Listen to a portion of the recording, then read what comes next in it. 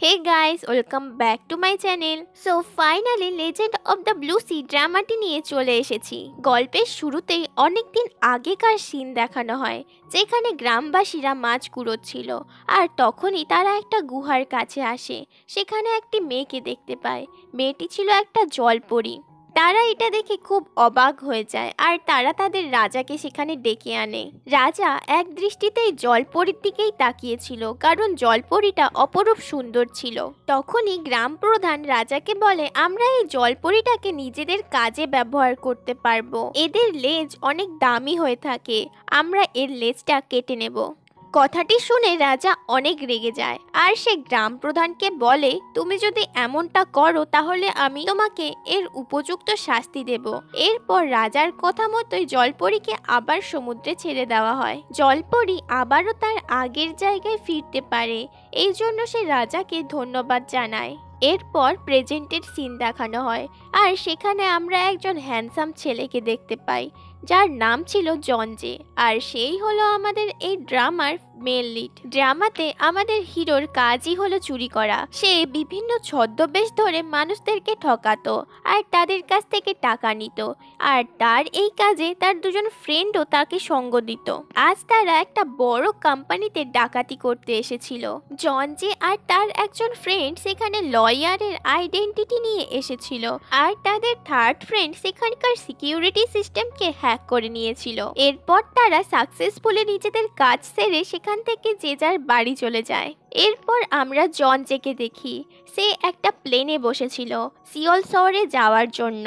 একজন air hostess জঞ্জেকে বলে, আমি বহুবার সিওলে গিয়েছি। লোকেরা বলে সেখানকার সমুদ্রে নাকি এখনো মারমেডরা রয়েছে। তার কথা শুনে জঞ্জে হাসতে থাকে। সে তাকে বলে, জলপরীরা শুধু কাহিনীতেই রয়েছে। অন্যদিকে সিওলের সমুদ্রে অনেক জলপরীকে একসঙ্গে দেখানো হয়। তাদের মধ্যে একজনকে আমাদের ড্রামার প্রথমেই যে জলপরীটা দেখেছিলাম ঠিক তার মতনই দেখাচ্ছিল। জলপরীটি সমুদ্রের গভীরে একটি বালা দেখতে পায়। সে সেটাকে তার হাতের মধ্যে পরে নেয়। এরপরে জলপরীটি যখন সমুদ্রে সাঁতার কাটছিল, তখনই হঠাৎ করে সমুদ্রে অনেক বড় বড় ঢেউ উঠতে থাকে আর ঢেউগুলো জলপরীটিকে সমুদ্রের কিনারে এনে ফেলে। যখনই তার জ্ঞান ফিরে সে বুঝতে পারে সে সমুদ্র থেকে অনেক দূরে চলে এসেছে। আর হঠাৎ করেই সে খেয়াল করে সে এখন মাটির মধ্যে দাঁড়িয়ে রয়েছে। তার লেজের পরিবর্তে এখন দুটো পা রয়েছে। সে এটা দেখে খুব অবাক হয় আর অনেক ভয় পেয়ে গিয়েছিল। সে তার পাগুলোকে দেখতে থাকে আর সেখানে থাকা একটা সুইমিং পুলে ঝাঁপ দেয়। তখনই সে তার সামনে একজন ছেলেকে দেখতে পায়। ছেলেটি ছিল আমাদের জঞ্জে, আর সে জঞ্জেকে দেখে সেখানে লুকিয়ে পড়ে। পরের সিনে আমরা দেখি জঞ্জে যখন তার বাড়িতে ঘুমোচ্ছিল, তখনই সে আচমকা উঠে পড়ে। তার মনে হচ্ছিল তার বাড়ির মধ্যে কেউ রয়েছে। এরপর সে দেখে তার রুমের সমস্ত জিনিসপত্রই ছন্নছাড়া হয়ে পড়েছিল, স্পেশালি খাওয়ার জিনিসগুলো। এরপর জঞ্জে যখন তার জামা কাপড়গুলো গুছিয়ে রাখছিল, তখন সে সেখানে দুটো মানুষের পা দেখতে পায়। এটা দেখে সে খুব ভয় পেয়ে গিয়েছিল। জঞ্জে জামা কাপড় সরিয়ে দেখে সেখানে একটি মেয়ে ছিল। আর মেয়েটি কে সেটা তো আমরা আগে থেকেই জানি। সে মেয়েটিকে জিজ্ঞেস করতে থাকে, তুমি কে আর আমার বাড়িতেই বা তুমি কি করছো? আর তখনই সে দেখে মেয়েটি তার পছন্দের জামাটি পরে রয়েছে। এটা দেখা মাত্রই জঞ্জে খুব রেগে গিয়েছিল। সে তাকে সেখান থেকে সরাতেই যাচ্ছিল, তখনই মেয়েটি তাকে একটি লাথি মারে আর সেখান থেকে জঞ্জে দূরে ছিটকে পড়ে। জঞ্জে তার সামনে এসে বলে, আচ্ছা তুমি ফাইটও জানো? তখনই জঞ্জের মনে হচ্ছিল মেয়েটির হাতের মধ্যে কিছু একটা রয়েছে।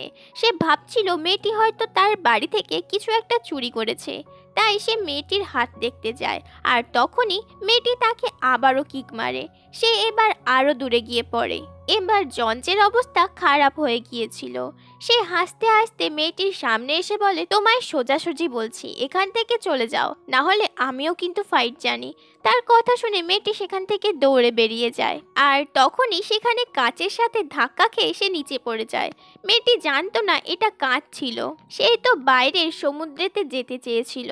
জঞ্জে তাকে পাগল ভাবছিল আর সে তার হাত বেঁধে দেয়, এরপর সে পুলিশ স্টেশনে কল করে আর মেয়েটির কিছু ছবিও তুলে রাখে। এরপর জন যে মেয়েটির হাত খুলে দেখতে চায় সে কি চুরি করেছে, কিন্তু সেখানে একটা মাত্র চেরি ছিল। এটা দেখে জন যে পাগলের মতন হাসতে থাকে। কিছুক্ষণ পরে পুলিশরা এসে মেয়েটিকে নিয়ে যায়। এরপর পুলিশ স্টেশনে পুলিশরা মেয়েটিকে জিজ্ঞাসা করতে থাকে, তুমি কে আর কোথা থেকে এসেছো? কিন্তু মেয়েটি তাদের কোনো কথার উত্তরই দিচ্ছিল না, কারণ সে তো একটা মারমেড, সে তো কিছু বলতেই পারে না। এরপর পুলিশরা তার উপরে চিৎকার করলে সে পুলিশকে ঘুষি মেরে উড়িয়ে দেয়। এরপর সেখানে থাকা একটা বন্দুক নিয়ে নেয়।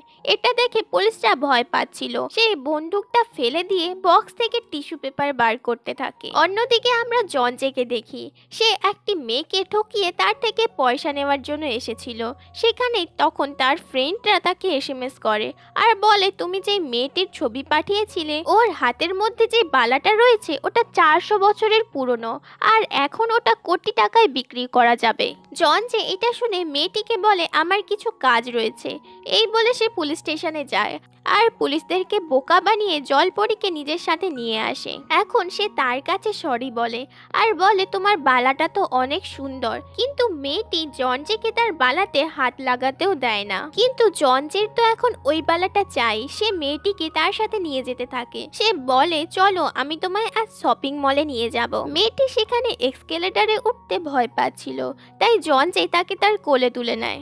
এরপর মেয়েটির পায়ে আঘাতের চিহ্ন দেখে জনজে তাকে একটা জুতোর দোকানে নিয়ে যায় আর একটা জুতো কিনে দেয়। সেটাকে তাকে পরতে বলে, কিন্তু মেয়েটি সেটাকে হাতেই পরে নেয়। এটা দেখে জনজে তাকে জুতোটা পরিয়ে দেয়। এরপর তাকে জামার দোকানে নিয়ে এলে মেয়েটি সেখানেও গড়বড় করে দেয়। সে জামাটা তার মাথায় পরেই চলে আসে। তাকে দেখে সেখানকার শপকিপারও হাসতে থাকে। এবার সে ঠিকঠাকভাবে জামা পরে বাইরে বেরিয়ে এলে সেখানে আর জনজেকে খুঁজে পায় না। অন্যদিকে জনজে সেখানে ফিরে এসে মেয়েটিকে সেখানে দেখতে পায় না আর সে তাকে খুঁজতে থাকে। ফাইনালি সে তাকে খুঁজে পায়। এরপর সে তাকে নুডলস খাওয়াতে নিয়ে এলে সেখানেও সে জনজের প্রেস্টিজ পাংচার করতে ছাড়ে না। সে পশুদের মতন করে নুডলস খাচ্ছিল। এটা দেখে জনজে তাকে ঠিক করে নুডলস খাওয়া শিখিয়ে দেয়। আর এখানে এই এপিসোডটি শেষ হলো। নেক্সট পার্টগুলোর জন্য আমার চ্যানেলটিকে অবশ্যই সাবস্ক্রাইব করে দেবেন।